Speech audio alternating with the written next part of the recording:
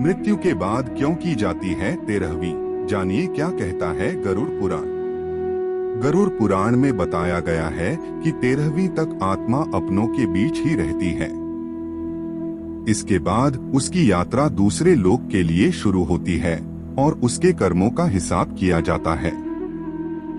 जानिए 13वीं को लेकर गरुड़ पुराण में क्या कहा गया है। हिंदू धर्म में मृत्यु के बाद अंतिम संस्कार किया जाता है। इसके बाद 13 दिनों तक मृतक के निमित्त पिंडदान किए जाते हैं और आखिरी में 13वें दिन उसकी तेहरवीं होती है। गरुड़ पुराण में बताया गया है कि 13वीं तक आत्मा अपनों के बीच ही रहती है।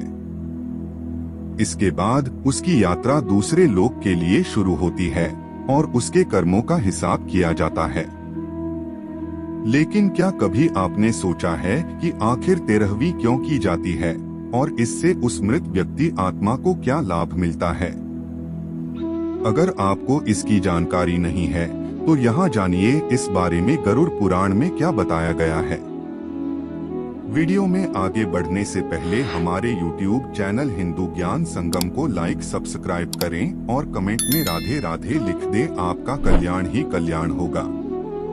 गरुड़ पुराण के मुताबिक जब किसी व्यक्ति के प्राण निकलते हैं तो यमदूत उसकी आत्मा को यमलोक ले जाते हैं और वहां उसे वो सब दिखाया जाता है जो उसने अपने जीवन में किया है।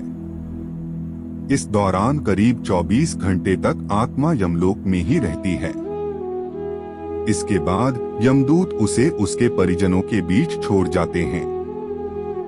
इसके बाद मृतक व्यक्ति की आत्मा अपने परिवार वालों के आसपास ही भटकती रहती है, क्योंकि उसमें इतना बल नहीं होता कि मृत्यु लोक से यमलोक की यात्रा तय कर सके।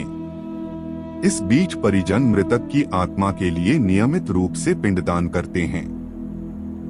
गरुड़ पुराण के अनुसार मृत्यु के बाद 10 दिनों तक जो पिंडदान किए जाते हैं उससे मृत आत्मा के विभिन्न अंगों का निर्माण होता है।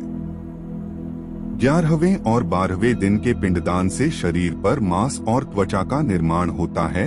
फिर 13वें दिन जब 13वीं की जाती है तब मृतक के नाम से जो पिंडदान किया जाता है उससे ही वो यमलोक तक की यात्रा तय करती है।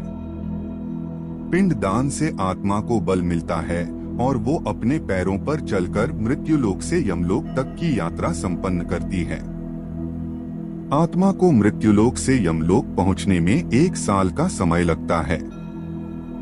माना जाता है कि परिजनों द्वारा 13 दिनों में जो पिंडदान किया जाता है वो 1 वर्ष तक मृत आत्मा को भोजन के रूप में प्राप्त होता है।